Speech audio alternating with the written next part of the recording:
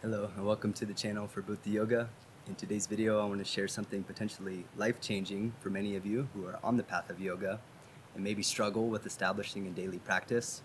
For me personally, I've had my own challenges with practicing every day, but over the course of the past 11 years that I've actually had a daily practice, which I just did the math the other day, it's like 4,000 plus days in a row of daily practice.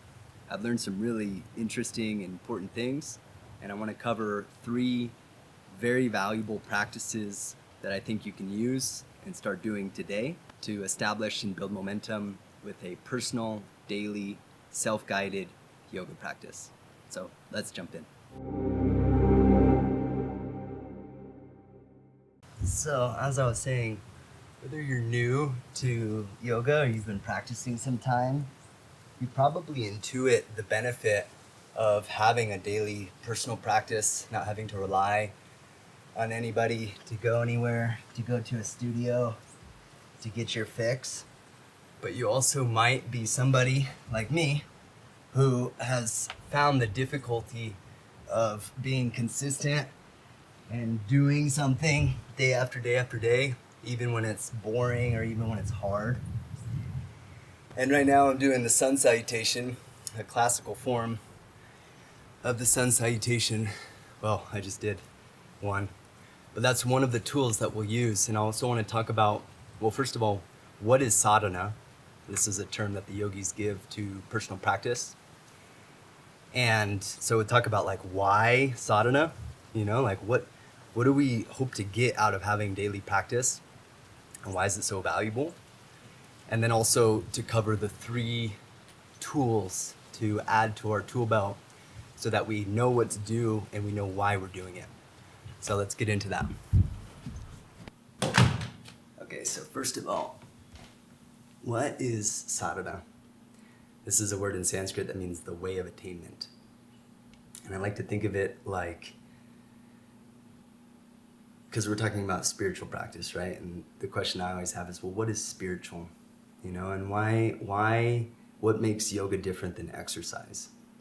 Because yoga can quickly become exercise, and we see a lot of the modern styles of yoga are fitness-based or influenced by the health and wellness industry, which it's not necessarily a bad thing, but I think that we're missing a really key part of what was or is a spiritual technology. So when it comes to sadhana, this word that we're saying means the way of attainment, right? What is it that we're trying to attain? This is a question that I like to ask myself when I'm doing my daily practice. And what am I doing it for? Well, the main ideas in these traditions, notably yoga and tantra, is that we can live a life of joy and happiness and balance and alignment between ourselves and our environment. That means balance and alignment in our relationships, in our career, with our hobbies, with our lifestyle, that's a possibility for us. And the opposite's also true, right? Like we can live a life that's not in alignment with ourself, with our heart, with nature, with each other. And that is, at least according to this tradition, the root of all suffering. So when we're looking at sadhana as, again, it means the way of attainment, and it's the word the yogis use to describe the daily practices that we do to align ourselves. And yes, exercise can be a part of that, and taking care of our physical body is a part of that, but it also has to do with taking care of our mind, with our emotions, and with the energies that are circulating through us. And I think that this is how we can build and cultivate a connection to a very ancient energy, a very ancient intelligence. It's like the intelligence of life. The yogis call this Shakti. Shakti is like the primal life force or the primordial intelligence. It's the force that animates everything. And the idea is that through sadhana, through our daily effort to align with this, the energy in us, which includes our physical body, but it also includes our mind and our emotions, the different layers of us, start to come into a balanced and harmonious relationship with each other. So all the systems of our body are functioning well, and we are functioning well in relationship to the totality. So that's really the idea of sadhana, right? And so thinking about it like in terms of its holistic effect helps, or at least it's helped me, align myself on my mat and with my practices in a way that was different than when I first started. And I don't think that the importance of having a daily sadhana for someone who's on this path can be overstated. Being able to have time each day where it's just yourself, or it's just myself, and I'm feeling my body, and I'm digesting my emotions, and I'm processing my thoughts. To do that day after day after day, it creates a certain fortification, if you will, like in the system that makes, the best word I can use to describe it is like a certain unshakability, like a solidarity. And if I look out in the world, it's like, it seems like everybody is looking for a source of energy or a source of inspiration. And the problem that I find, and I'm doing this sometimes, it's like I'm looking for inspiration outside of myself, not realizing that the inspiration that emerges when I'm inspired, it's actually coming from within. So this idea of having a daily practice, a sadhana, allows me to cultivate a relationship and a connection to that wellspring of love, of energy, of inspiration, of creativity, so that every day I have a place that I can go to, I guess, check myself, right? And like check in and receive guidance and receive inspiration. And over time, like building momentum in this way, it really is a game changer. So that's the idea of sadhana, and I'm hoping that this is inspiring you, because now we're going to get into just 12 minutes a day. And you might be thinking, 12 minutes, that's it? And yes, 12 minutes, that's it. But don't worry, we will be building over time. The idea is that you're not overwhelmed. And if we have too many moving parts, and we're also someone who has struggled over time with consistency, it's better to start slow and start small and work our way up until the body starts to become more familiar with the practices. That helps to grow the momentum. And I think that for many people, having and establishing a 12-minute daily practice and sticking to it over not just like a week, but like months, that is way better than just a couple yoga practices a week. Even if we're doing like hour-long practices, the thing is, not many people have the space in their life to be able to commit to an hour-long practice every day. If that's you, awesome, do it. And the best thing about this short practice that I'll share and the 3 tools that I'll be sharing is that you can expand them and lengthen them to do longer practices inside of the same sort of structure that I'm going to offer. And of course, if you do want to go deeper, you can go over to the BYA website, BhūtaYogaAcademy.com. If you sign up for the newsletter, you will be able to receive a full-length practice for free. This is a 60-minute practice. It'll give you an idea of what it's like in the live stream sessions that we do over there. And you'll also receive additional insights related to the practices that I'll share here. And if that's you, then you'll know. And if you're not there yet, that's okay. You'll know when the time's right. I want to use the analogy of building a house.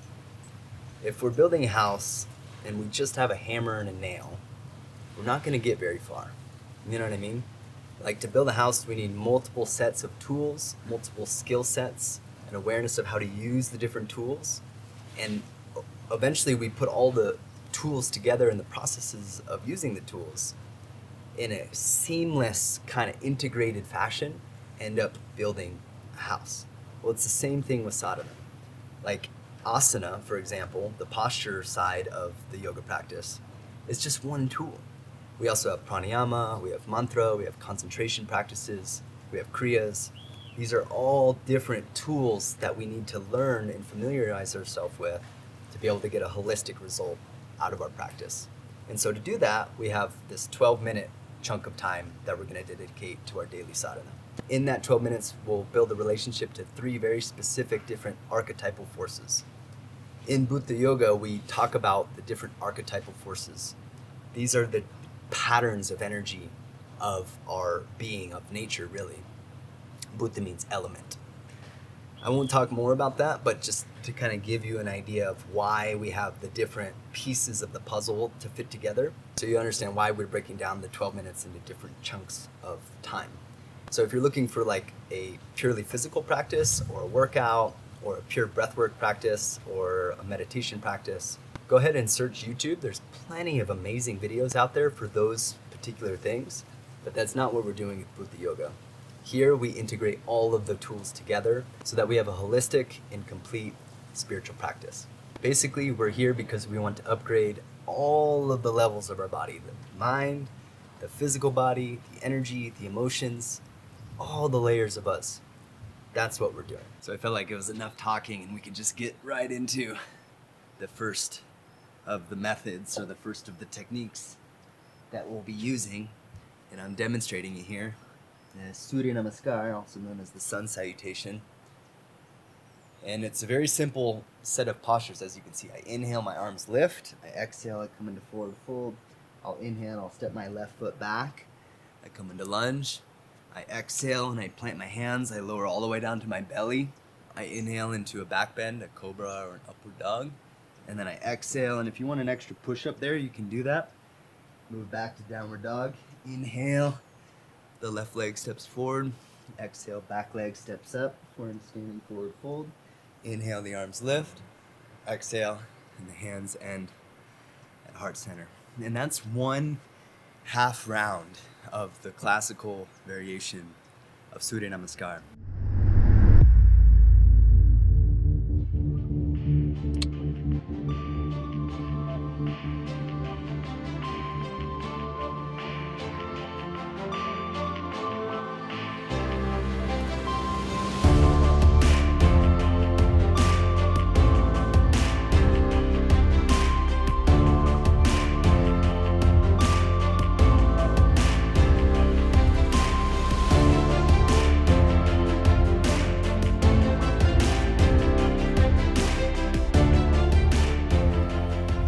So that's the what, and I think I've laid enough groundwork to understand the context and the why behind sadhana. But I want to take a moment to explain a little bit more about Surya Namaskar and why that is really the sequence of postures that I feel it just hits all the buttons, you know. It really is it's seen as a complete spiritual system. And the reason for that is, well, we have to look back at the context of Surya Namaskar, okay? So going back 1800 years, our ancient ancestors, the sun was and is still today the source of all life as we know it on Earth.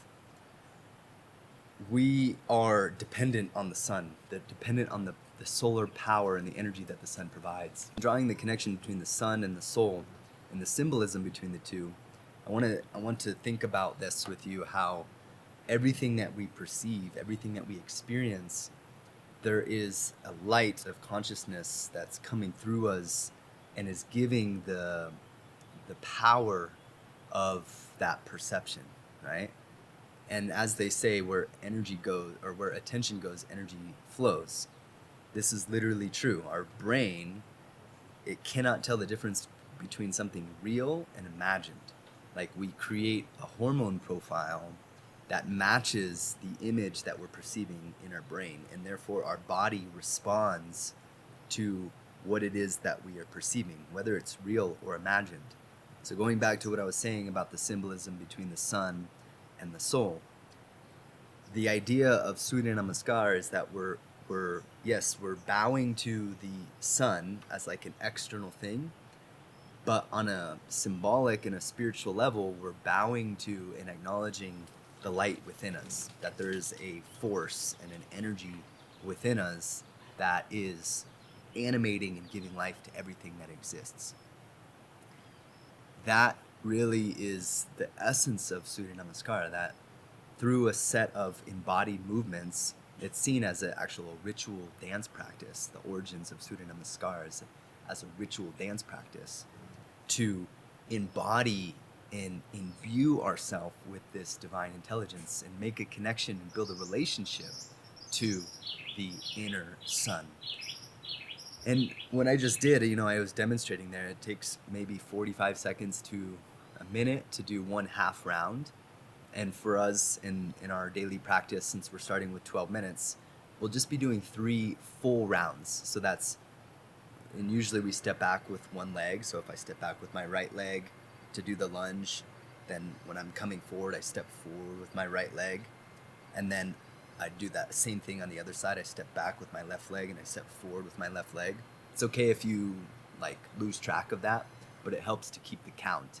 And over time, if we're doing many repetitions, we're only starting with 3 full repetitions, right leg, left leg, right leg, left leg, right leg, left leg. That'll take you maybe 5 minutes. I just did it and it took me 4.5 minutes to do 6 half rounds, right? 3 full rounds. It took me about 4.5 minutes. So depending on your breath ratio and your breath depth and the speed in which you move, it might be a little bit less or a little bit more. But let's just say it's about 5 minutes, and that gives us, that 5-minute chunk of time gives us this chance to move our body in synchronization with our breath and with our concentration and with the mood in our heart. These are all very important parts of our sadhana, to build that relationship to this ineffable force, the force of consciousness, the light of consciousness that's coming through us.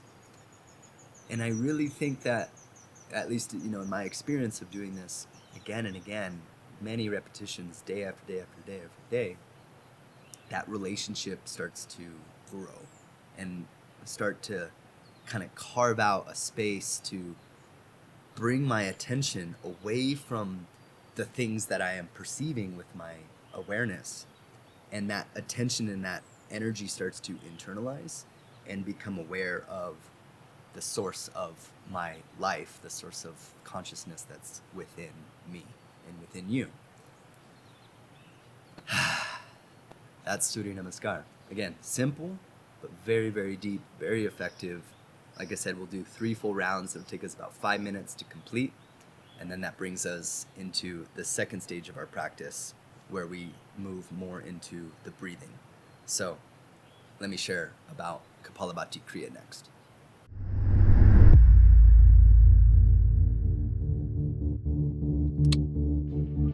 The Kapalabhati Kriya is the skull shining breath.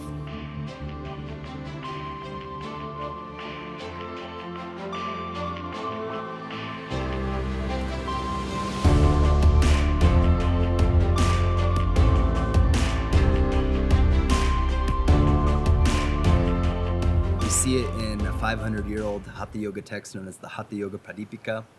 It's a very simple and easy to learn breathing technique. It's just a sharp, quick exhale through your nose like this. The inhale is passive. Some people call it breath of fire, but that's actually an incorrect translation. It means the skull shining breath. We're reversing the normal pattern of breathing. Usually it's an inhale that's active and an exhale that's passive. With Kapalabhati, the exhale is the active portion and the inhale just passively happens. It's also training the diaphragm. The diaphragm is going to snap in and up like a quick, sharp exhale, which helps us to train the diaphragm, a key part of our respiratory musculature. And another part of that is this is a dynamic process. The sharp, quick exhale is dynamic, and we try to remain as still and stable as possible during the practice of Kapalabhati. This trains the stability of the body, which is a really key part of deepening into the path of yoga, to be able to sit and remain totally motionless despite large amounts of energy moving through our system. Kapalabhati is a great way to start to develop that competency. In addition to the dynamic portion of Kapalabhati, we practice a kumbhaka at the end. Kumbhaka is the yogic term for breath retention, where we suspend and sustain the breath after an inhale or an exhale. The thing about kumbhaka that we want to learn and develop is that we're not like clamping down to hold the breath. It's more of an embrace. There's a gentle hold, like we're holding the breath like a baby or cradling the breath like a baby. This can be done after inhale or after exhale. And usually we train both, but with Kapalabhati, the first time we're being introduced to it, we'll practice it after inhale. So we'll finish the round of Kapalabhati, and we're going to do 36 breaths for one round. Say that's 36, and I finish. And then I'm going to inhale slowly, and I'm going to hold the breath.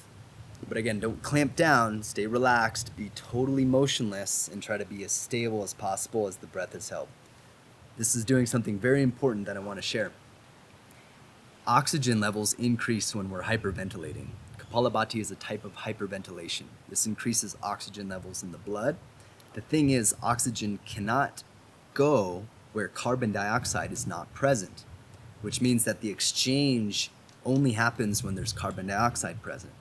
Well, in order to get the maximum detoxification benefits and purification that these practices can offer, the breath retention is a key part of that. Why? Because when we hold the breath, carbon dioxide levels start to go up. That means that as the carbon dioxide levels go up, the oxygen that's in the blood can start to circulate into all the little nooks and crannies of the body, and the cells of our body that are holding debris can start to release and detoxify. And since we're doing 36 breaths with Kapalabhati as one round, if we're dedicating 5 minutes to this Kriya, it'll probably be anywhere between 2 and 3 rounds, maybe 4 if you're fast. But we're not worried so much about how many we're doing. We're worried more about the quality and the precision of the breath. So just remaining as still and stable as possible. Finishing the 36 breaths, exhaling, inhaling fully, kumbhaka, hold, and just relax as the energy distributes through the body. That's how we'll use the next 5 minutes of our daily sadhana. Kapalabhati Kriya, 2 to 3 rounds. Which leads us to the final part of our sadhana, which is the exhale being longer than the inhale.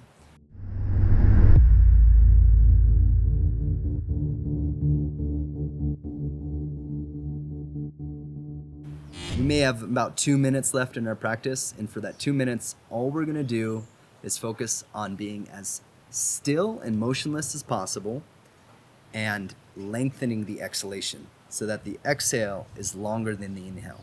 Hey, so real quick, I'm going to demonstrate the exhale being longer than the inhale. I have my timer here. So I'm inhaling for 9 seconds.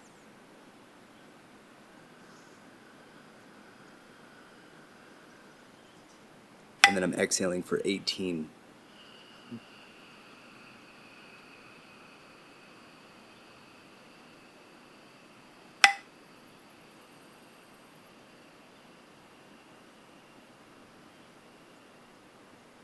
So my exhale is twice as long as my inhale. Inhale for 9. Exhale for 18.